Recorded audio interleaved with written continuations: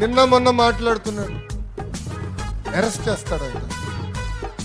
అరే 53 రోజుల్లో నువ్వు మా నాయకుడిని అరెస్ట్ చేసి ఇదే రాజమండ్రి జైల్లో బంధించి ఏం పీకావయ్యా? నువ్వు అరెస్ట్ చేస్తే మేము భయపడాలా? భవిష్యత్తులో మేము వస్తాం, వచ్చి మేమేం చేస్తామంటే వచ్చినప్పుడే మీరేం పీకలేదు, మరి ఏం మాట్లాడతారు? వచ్చినప్పుడే మీరు ఏం పీకలా?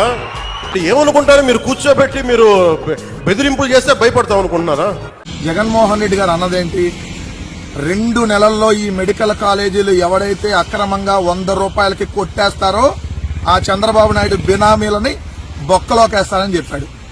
ఎస్, మళ్ళీ ఆ మాటకు మేము కన్ఫైన్ అయి ఉన్నాం. దానికి బాగా కాలినట్టుంది. నిన్న లోకేష్ పీకుడు భాష, ఈ రోజేమో ఏదైతే పవన్ కళ్యాణ్ పీకుడు భాష. ఎవడు నీకు సైకో అయితే నువ్వు కడ్రాయర్ల మీద కూర్చోబెడతా అన్నప్పుడే నీ తోలు తీసుండేవాళ్ళు. లోకేష్ కి అన్నవుతాడు కదా పవన్ కళ్యాణ్, అతన్ని చెప్పులు తీసుకొని అంతాం, పేకలు బిసికి చంపేస్తాం, ఒరే నా డాషుల్లారా తిత్తి తీస్తామన్నా కూడా వానీలే అని చెప్పి ఈ సంఘ విద్రోహ శక్తిని ఆ రోజే కంట్రోల్లో పెట్టుంటే ఈ రోజు నోటికి ఏదొస్తే అది వాగేవాడు కాదు. నువ్వు మగాడివైతే ఇదే వర్డ్స్ పవన్ కళ్యాణ్. నువ్వు పేకాల్సింది ఎవరిని? సుగాలి ప్రీతిని చంపినాలని పేకాలి. నీ జనసేన శ్రీకాళహస్తి ఎవరైతే కోట వినూత అని ప్రైవేటు వీడియోలు తీసినాన్ని పేకాల్సింది వెళ్ళి నువ్వేమన్నా వాడిని కదా నువ్వు వెళ్ళి మక్కలకి తగనాల్సింది. నీకు మగతనం ఏమన్నా ఉండి ఏడిస్తే నీ తల్లిని తిట్టినాడి దగ్గరికి వెళ్ళి కాళ్ళు పట్టుకున్నావు. నీ బతుకది.